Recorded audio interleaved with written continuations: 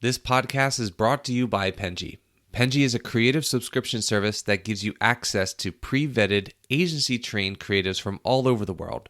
From graphic design to illustrations to social media management and web development, it's all included for one monthly price. It's time to say goodbye to the hassle of searching for top-notch creative talent.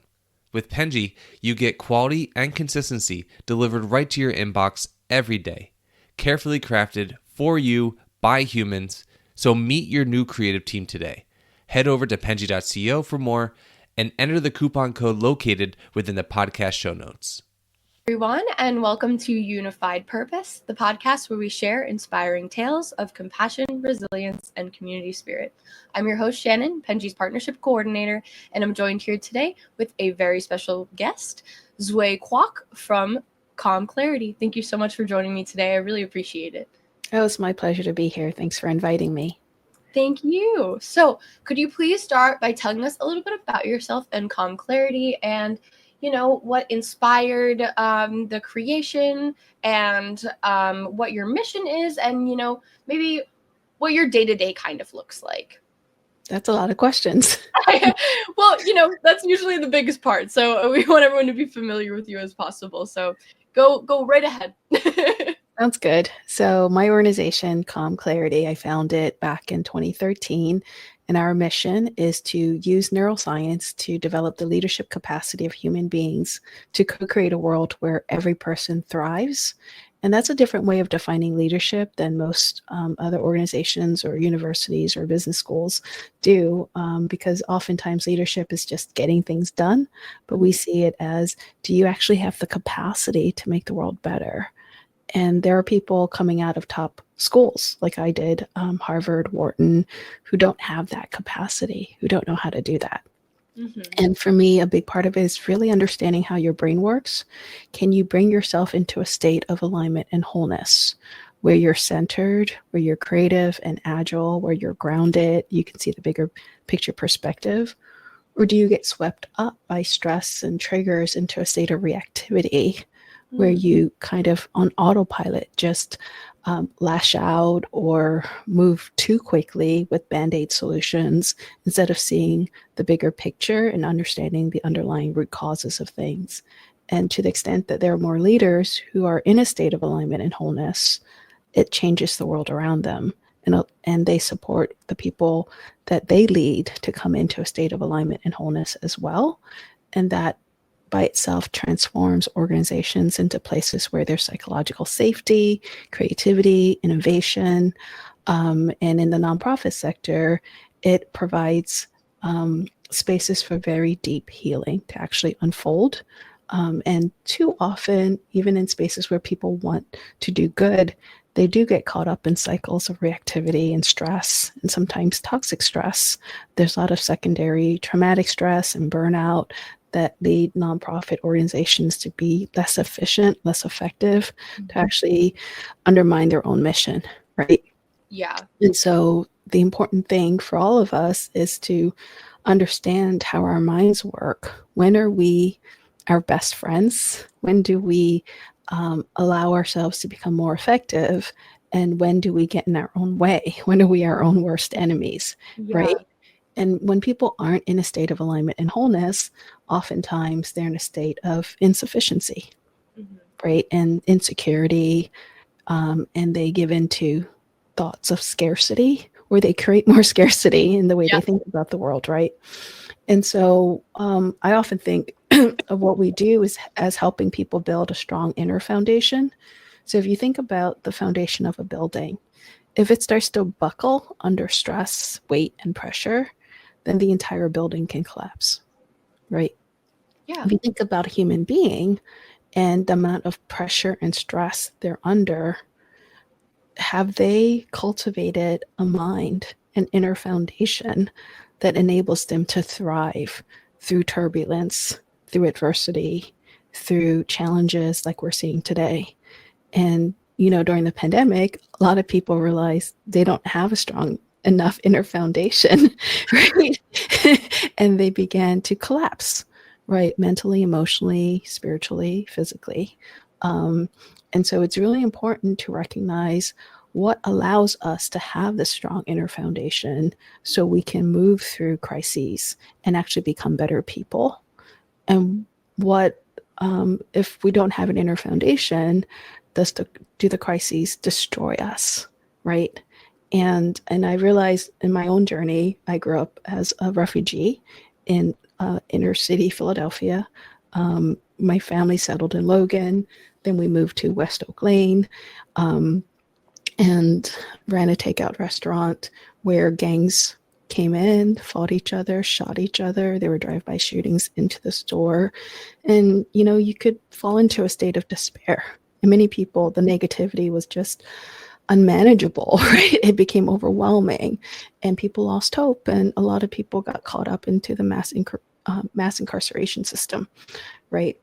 And as I watched this unfold, I didn't really understand what was going on. I was too young, but it was so sad and so tragic that I decided to make a promise that I would want to one day come back and try to address it in some way that I could. And that drove me to go through every open door that was available to me, or to kick as many doors open as possible, right? And that's how I got myself into Harvard College. But Harvard, you don't just catapult from one end of the socioeconomic spectrum to the other and have it make sense, right? Yeah. And so I didn't have social support. I didn't have any mentors. I didn't have any role models. Harvard was a sink or swim place at that time, and didn't give me any resources or programs to help me transition, right? And the inner foundation that I had at that time wasn't strong enough to help me make that transition either. My coping skills in growing up in the inner city look tough, like just push through. Don't ask for help because you don't want to be weak, right? Yeah. And when I took those patterns to Harvard, I struggled and exacerbated my own suffering, you could say, my own distress, right? Yeah. And it took a while before I gave myself permission to seek help. And by that point, I had all these symptoms of complex post-traumatic stress disorder. My mind was literally falling apart, right? I had panic attacks, uncontrollable crying spells, flashbacks through the night of violent incidents I'd witnessed. And I just was on the verge of hurting myself. And so I went and got help, and luckily was put in touch with a psychiatrist who finally explained to me that all the traumas I had gone through as a baby when my family escaped Vietnam and I nearly died over and over, to the childhood I had growing up, watching and witnessing violence, right? Was pretty different from your typical Harvard student, right?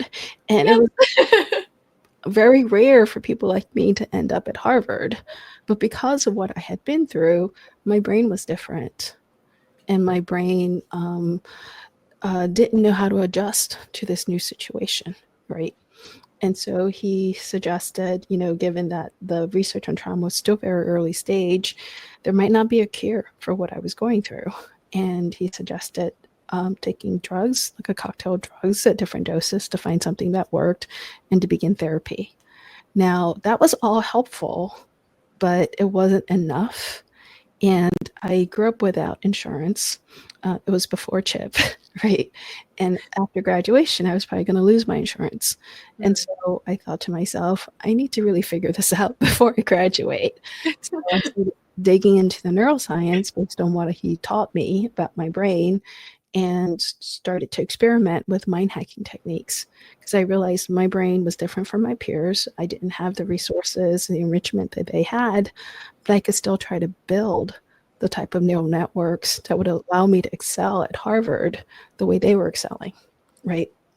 And so I, tried different approaches, and eventually I managed my symptoms better, and I graduated with honors. And I continued to use neuroscience and mind hacking techniques to excel and thrive in very elite, very exclusive careers like management consulting. I got into the Wharton School of Business, and I went into private equity, growth capital investments, right, and helped run private equity deals for a company in Southeast Asia. And at some point, I paid off all my debt. And I was like, I can finally give myself permission to become a social entrepreneur and come back to Philadelphia to address the problems I faced growing up. But what exactly would I do? Yeah. How do I move the needle? Because there's so many organizations, so much is happening, but being poor still sucks, And like, how do I really change things?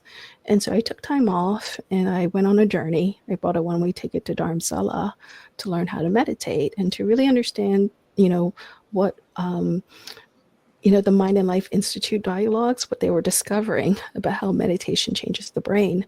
And I wanted to experience that for myself. The Dalai Lama has started talking to all these neuroscientists, right? And it was sort of this beautiful exchange where neuroscientists could bring these monks into the lab and do like fMRI images of their brain. And I was like, how do I get something like that to happen from my brain? Where science meets spirituality, it's such a beautiful thing because it's not something that happens that often. Yeah, and it was so mind-blowing and fascinating that I bought myself this one-way ticket, got to Dharamsala, and I was like, okay, I guess I go into these meditation retreats and experience this for myself. And what I realized was meditation was such this powerful mind hacking technique. It was driving neuroplasticity in a way that I'd never experienced before, especially if you do like an intensive immersive retreat, right? Mm-hmm. Where it was like 10 days of, for the most part, noble silence, right? And you just practice outside of your daily habits, like you're in this completely different environment, and you just focus on looking at your thoughts and rewiring your patterns. And it was amazing, right? And by the end of this experience, I realized, there's such a need to explain how the mind works, but without religious stories, without religious beliefs that have not been validated or proven, right? Mm-hmm. So is there a way, now that we have all this empirical evidence, to present a user manual for steering brain development, right, to help people boost the functioning of their brains, leveraging what was coming out through this field called contemplative neuroscience? And so since then, I came back to Philadelphia and I looked around, and at that time, the school district was like imploding. There was some ridiculous gap in the budget, right? I think they lost I can't remember if it was like 500 million or 300 million shortfall that they dealt with by laying off non-essential staff like guidance counselors, school nurses. Non-essential, totally not essential at all. Vice principals and stuff like that. And I was like, what? It was hard enough when I was coming up through the system. It must feel even more impossible for people coming up now. So what is the way I can make a difference? And I realized what I could share was how I navigated a broken system without letting it break me. Mm-hmm. So I started packaging what I call mind hacking into a leadership and life skills program, and somehow convinced people to allow me to test it on them. And so Masterman was one of the first schools that welcomed me in and said, do your pilot here and we'll help you collect data. And then we partnered with the Knitters Center to share it with students in West Philadelphia across different schools during a summer program they had. And then we tested it with first generation college students at Cabrini University, which I think no longer exists. But what we found again and again was once we shared this user manual for steering brain development, the students all of a sudden transformed. They didn't get stuck on the things that stress them out, right? They had the capacity to step back, look at their patterns, and be more resilient, see a bigger picture, to basically connect it with what I call your higher self, and allow your higher self to guide you through. And so the basic idea is that all of us have what scientists call a default mode network. it's this critical part of your brain that self-activates almost all the time. And that's why they call it the default mode. And then they studied, what does it actually do? And they realized it creates a mental model of the world and then helps you navigate that world by making predictions. Like, if you eat this, will you be full enough? If you eat that, will you feel sick? You know, where do you want to have dinner? What college do you want to go to? Like, just every decision of your life, there's a voice in your head that tries to help you decide if that's the right decision for you. You know what I mean? And so this default mode network changes based on your pattern of brain activation. And we basically spelled out 3 patterns. When you're hijacked by fear, when you're in self-preservation mode and your threat system has taken over your default mode network, I simply call that brain 1.0. So it's not, there's no blaming or shaming. Like, it's just easier to see, like, threat system is fully formed when you're born. You can go into brain 1.0 very easily. And if you've had a lot of trauma, you had a lot of setbacks, you've been bullied, like, you can get stuck looking at your entire worldview in brain 1.0, right? A space of fear, contraction, you know, you stay small to stay safe, right? You get closed to new experiences, right? You see everything that can go wrong and you rarely see what can go right. And that's, you know, so many people get stuck there. Yeah. That's brain 1.0. And it doesn't feel good. So a lot of people then use their dopamine system to make bad feelings go away. And they get fixated on doing things that will make them happy. So brain 2.0, the dopamine system taking over your default mode network, it drives to pursuit of happiness as a chase, but it actually almost always eliminates the ability to be happy. Because when you get what you want, there's a short-term satisfaction, then it goes away, you feel empty, then you have to keep chasing. And the more time you spend in brain 2.0, the more anxiety you feel, right? You have this anticipation, but then it's never enough. You're never enough. You're never good enough, right? And people become perfectionistic and they push, and they're never satisfied. And so you can have people like Michael Phelps break all the world records, but in brain 2.0 collapse with alcohol addiction and realizing he has to rebuild himself, right? So how do you rebuild your inner foundation if you don't have something that allows you to shift out of brain 1.0 and brain 2.0, right? That's really what we call brain 3.0. It's your centers for executive functioning and emotional intelligence. And these structures don't fully form until your mid-20s. So brain 1.0 is fully formed when you're born. Your dopamine system accelerates and matures in adolescence. Makes you take risks, makes you care to be popular, makes you all or nothing. But then brain 3.0 is not really available until after 25. And even then, you don't really use it because it's not stronger than brain 1.0 and 2.0. So your default's already in 1.0 or 2.0, right? Yeah. And so, but if you show students how to build brain 3.0 earlier on, and there's 4 key systems for brain 3.0 to build. It's your attention system, your ability to direct your attention, focus, to see when your default mode network hijacks your attention and bring 1.0 and 2.0 and bring it back, right? There's your resilience system, which is basically monitoring how escalated your sympathetic nervous system is. And when it's escalated, it's directing blood flow away from brain 3.0. So it actually takes away your ability to access brain 3.0. Right? So you have to take slow, deep breaths. You have to go for a run, do whatever you can to bring oxygen and blood flow back to brain 3.0. That's what your resilience system is about. Can you regenerate your battery, right? Can you take care of yourself, build a stronger battery? And brain 3.0 is easily drained, right? So you have to constantly regenerate it. Then there's your meta-awareness system.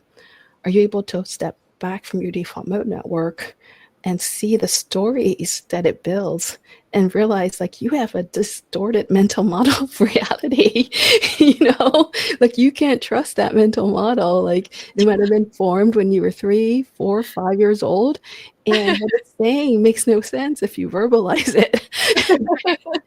but it can destroy you from inside if you believe it and do what it tells you, right? So a lot of people have a mental model world that they're not good enough, that they're not lovable, or whatever it is. Mm-hmm. You have to question it. And then the last one is your connection system.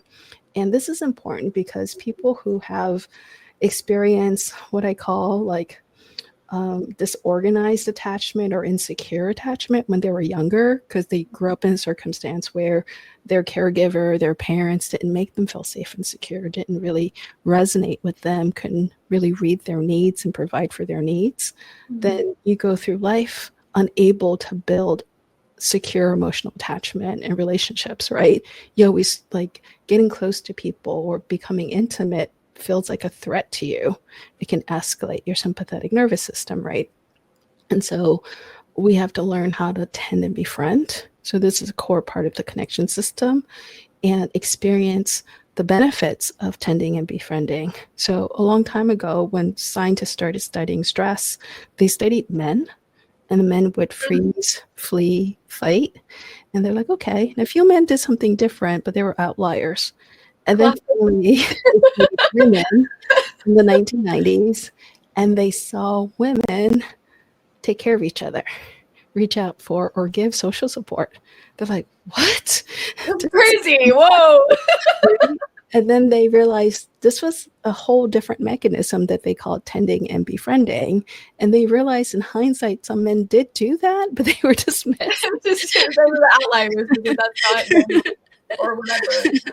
Yeah. And so, but when women tended and befriended, they handled whatever was causing stress better. Their bodies didn't have as much inflammation or toxic stress. And then they're like, wow, it's actually making you more resilient and helping you buffer the damaging effects of crises or adversity, right? And so when you learn how to connect instead of withdraw, it changes the way you respond to ordeals. And this is how we start to collaborate to solve problems. We tend to befriend each other. However, if we give in to the impulses, the urges to pull back, to contract, to see each other as threats, then we withdraw and isolate, and we become even more despondent, right? A lot of people fall into depression, and it's by coming together that we actually solve whatever's happening in the community. But right now, so many folks give into the threat system, and they can't actually come together and collaborate. Yeah. And so by building these 4 systems, we cultivate this capacity to co-create a world where we all can thrive. And too often what happens now when you observe is that these systems just aren't strong enough in leaders, right, in community activists, that we're able to overcome whatever's pushing us into Brain 1.0 and 2.0. Yeah. And change the world, we have to all come into what I call Brain 3.0. And when we're in 3.0, I call it like our inner sage. So I give different personas for the default mode network. Like in Brain 1.0, for me, that inner voice is like an inner Godzilla. Right? Like Godzilla's good though, isn't he? Yeah, but he lashes out, trail of destruction, and then disappears into the ocean to be left alone. You're right. True. And then eventually Godzilla might come into Brain 3.0, right? So but the first couple movies were not that. You're right. The original movies are just him destroying places. Yeah. And then Brain 2.0, for me, that inner voice, and this might be before your time, but there was a great movie with Michael J. Fox called Teen Wolf. Teen Wolf? Teen Wolf is a comedy. And in this, he finds out hereditarily he's going to become a teen wolf whenever there's a full moon. But he's they become so popular because he becomes the best player on the basketball team or whatever it is. And the hottest girl in the school starts to like him. And so he gets everything he wants in Brain 2.0. It's like primal urges and everything. Mm-hmm. But then he realized he's pushed away his best friend and the girl that really cares about him. And then eventually he decides like to shift into Brain 3.0 so he can actually be happy, right? Yeah. But he has that phase where he just allows the teen wolf to sweep him into this other stage of being the most popular guy at school, and he's not happy doing so, right? But it's funny to watch.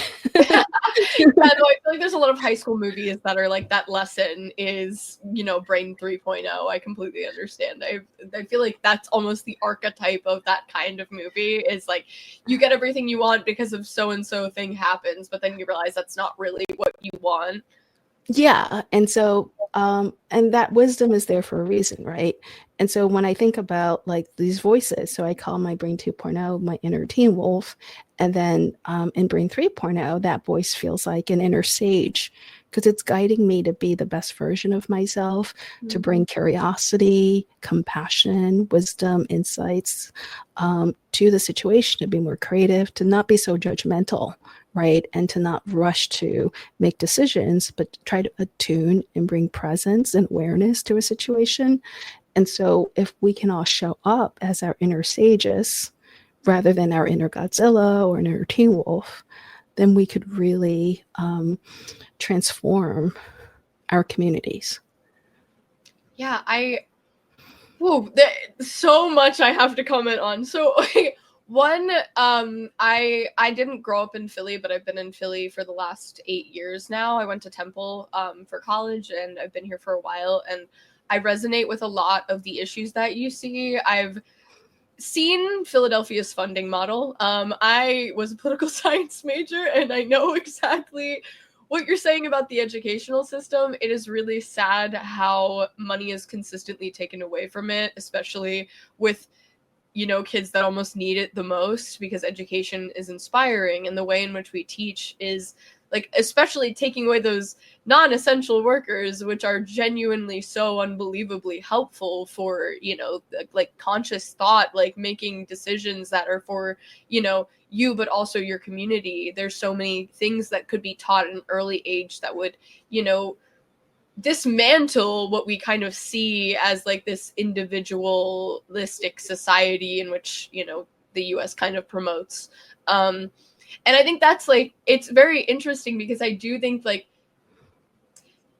I guess philosophically the United States and many other countries like ours are very brain 1.0 2.0 centered. Like we're not really trying to make people look in Brain 3.0 because it's more easier to manipulate people in point 1. Well, I would say, like, then there's this other aspect of the United States that's built on idealism.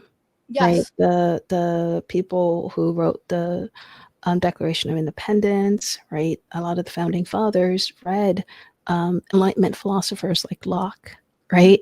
And Rousseau and others, and built a nation based on those principles, that people can be self-governing in Brain 3.0.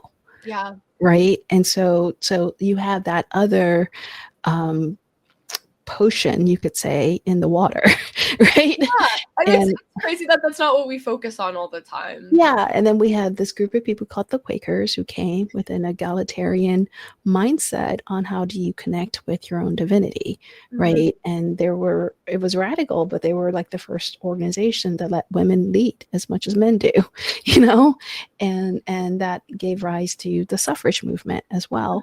And so we do have also mixed up in that history, Brain 3.0. Yeah. Right. And so of all the countries to be in, this is definitely a strange melting pot of many of the people who came here for the ability to co-create a world where every person could thrive. Yes. Right. And some people came just to not pay taxes. Some people came to escape something else. Some people came because they were oppressed and they were put in chains. Right. So it is a mix, what's in the water here. And I do believe, right, that fundamentally, if you talk to people about what type of world they want to live in, everyone would say, I would rather be in a world where everybody thrives. Yeah. Which there's a pretty good chance I could end up being oppressed, right? Yeah, it is. It's so interesting because when you look at it like foundationally, the United States And, developed countries almost, they allow you almost to be able to get to brain 3.0, but it's not always like the centripetal focus of like what people are thriving to get to. Like people are, I think, most often in that 2.0 of like that dopamine rush kind of thing, like doing these little things that like get you kind of happy, but only for a very short period of time. But like a lot of underdeveloped countries are in that 1.0, 2.0 because they have to be. Like they're in that mode, and it's such a weird space to be in where you have that ability to get to that brain 3.0 because of your environment and like what is like the privilege of being able to get to that kind of state. But it's not always focused on foundationally because it's not deemed as important necessarily. Or people don't know how to get there. Yeah. Mm-hmm. Right. So there's just this lack of knowledge. Because I remember as I started to share this, so many people were like, I wish my mom and dad taught this to me. But it's like, how would they know? You don't know what you don't know. Right. And what I thought was interesting when I was in India was looking at the history of how Buddhism came to America.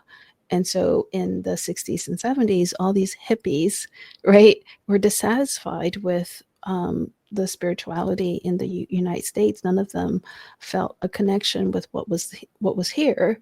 And it resonated with them to learn Buddhist practices. So many of them went to India, to Dharamsala, to Nepal, to Burma to find teachers, right? And then when they came back to the US, they formed like the Insight Meditation Society, and many people brought teachers to the United States. And then we had this blossoming of Korean Zen, Japanese Zen, like all these different centers and Theravada centers and all of this as well, because there was such a hunger for something different, right? And then it began this like fusion, or what I call fortune cookie meditation, right? Or make mindfulness, you could call it. Here, where people are just trying to make sense of these practices and translate them to life here in a developing country, right? And incorporate it into our capitalistic system and make money off of it. Right? And so, but what's fascinating is that a lot of the neuroscience is what allows us to kind of peel back the fluff or the misconceptions, the misunderstanding, or the marketing hype, right? Whatever's been over sensationalized, and look at fundamentally what is changing in the brain and is it beneficial, right? And it came down to these 4 systems being strengthened over time, which give us that inner foundation. So, and then when you look at other practices and other traditions, they do strengthen these 4 systems too, but it's not necessarily the reason why they do this, right? And so now we have the ability to reverse engineer what makes these systems stronger, and how do we create more exercises to strengthen your ability to direct your attention, your ability to recover, during crisis, to bring more blood flow to brain 3.0, your ability to be more aware of your stories and not get swept up by patterns that you've had since you were a child that no longer serve you, that it's time to outgrow, right? How do you rewire your autopilot to become a better version of you, right?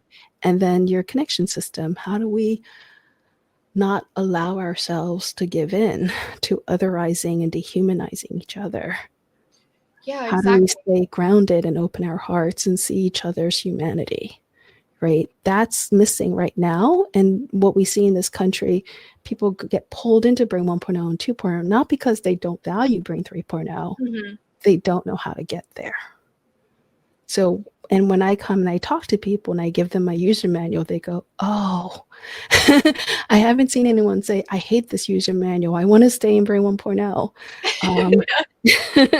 Right? Or I want to stay in Brain 2.0. Like when we tested it with Wharton students, these Wharton people were like, oh my God, I spent so much of my life in Brain 2.0. I want to move into 3.0 more. The same thing at Penn Law when we ran this. I recently ran it with one of the leading financial institutions here, and they said the same thing, right? I want to bring more Brain 3.0 into my life. But up until that point in time, without the user manual, they just had no idea they were running around in autopilot in 1.0 and 2.0. Then we gave it a name. We made it, we took away the blaming and shaming and just said, it's going to be normal whenever shit hits the fan, whenever there's a trigger for 1.0 or 2.0, this part of you is going to activate. Then how long does it take for you to choose to come into Brain 3.0? Because you have that capacity. It's just so easy when the blood is going to your arms and legs to flee or fight or freeze, whatever, to forget it. So it's just having to keep reminding yourself to come back into inner sage mode. Yeah, it is something that I think that we both kind of addressed, is that you're not going to be able to get there if you don't know how to. And a lot of people are so used to, especially people with any kind of trauma or like just used to reacting or maybe not reacting at all as like a coping mechanism. A lot of people are just coping their whole lives and don't even realize it because it's just what they're used to doing. Like, we're habitual creatures. And so to understand and make it a habit to be able to access Brain 3.0, as you put, is, you know, a really great foundational tool. But if we don't know about it, then we're kind of just in this space of what we know. And a lot of people will probably live their entire lives that way, and, you know, or reach this breaking point of like burnout or whatever you want to call it, where they need to make a change, but even sometimes then they don't know how to, and repeat that cycle. I mean, I've been rewiring my brain now since 2012, right? And I still slip into 1.0 and 2.0 because it's part of life, and it takes a while to make each neural pathway in Brain 3.0 strong enough that it becomes your autopilot. So that's a lifelong journey. And until then, whatever's already in your autopilot just naturally activates in different situations, and giving yourself the grace to be like, okay, that's normal. Now I still need to choose Brain 3.0. And the sooner I choose, the sooner I shift, the stronger that pathway becomes, right? But it still takes a long time for it to become stronger than whatever was your default or has been your default. And so I just tell people, like, it's easy for us to point at other people and say they must be in Brain 1.0 and 2.0 because they don't value Brain 3.0. And I would say, actually, you know, when they're given the choice, most people will choose Brain 3.0. So it's just a matter of how many people can we reach? How many people can we teach? How many people can we train? And that's been one of the challenges for us, is as we've tried to engage with the nonprofit communities, in particular here in Philadelphia. Even if we give away training for free, everyone is stretched so thin. Everyone is so mired in Brain 1.0 right now, especially during the pandemic. They just had no cognitive space to learn, to process, to build new neural pathways to come into Brain 3.0, even if they're the ones who could benefit most. Right. And so it's just learning to accept, like, people have to be at the right time in their lives where there's space for them to make change happen. And when they're just pulled so thin, there's just so much food insecurity, housing insecurity, job insecurity. There's just so much pulling them into Brain 1.0 and 2.0, and not enough resources to support them to create space in their lives to create change. There's not much we can do about it, right? And it's very similar to Maslow's hierarchy of needs almost. It kind of sounds like that, of like, when your basic needs are met, you're able to think about more of these other things, and which would like reach your happiness. Yeah, well, I think it's just acknowledging that there are very rational reasons that people get pulled into 1.0 and 2.0. Yes. And it's not by choice most of the time. And so if they're given what they need, right, so that they don't have to feel like they like, we don't like uncertainty. We don't like instability. If we have what we need to feel safe and secure, right, if we have stability, then we can invest in enrichment, right, and grow new neural pathways. And what I wish, the philanthropic community here would understand is that they often amplify scarcity. They often amplify the cycle that prevents nonprofits from investing in capacity building. So the nonprofits keep operating in Bring 1.0 and 2.0 instead of coming into Bring 3.0 where they can be transformative. And as long as the nonprofits operate in Bring 1.0 and 2.0, they continue to transmit that to the people they serve. So the people they serve, all of our neural pathways, the brain patterns that we're operating in right now is contagious. So if someone shows up as a caseworker in Bring 1.0, they can't really see the people they're trying to serve. They judge them. They project their stories on them. They can't really attune to them. All these caseworkers are burnt out. They have untreated secondary traumatic stress, which may lock them into 1.0 or 2.0. And until everyone in the nonprofit has a way of building this inner foundation so they can bring their inner sages to the people they're trying to serve, they're often part of the problem as much as they want to be part of the solution. Yeah. No, I think that is, we do have to end here because we're a little over time, but I completely agree with that.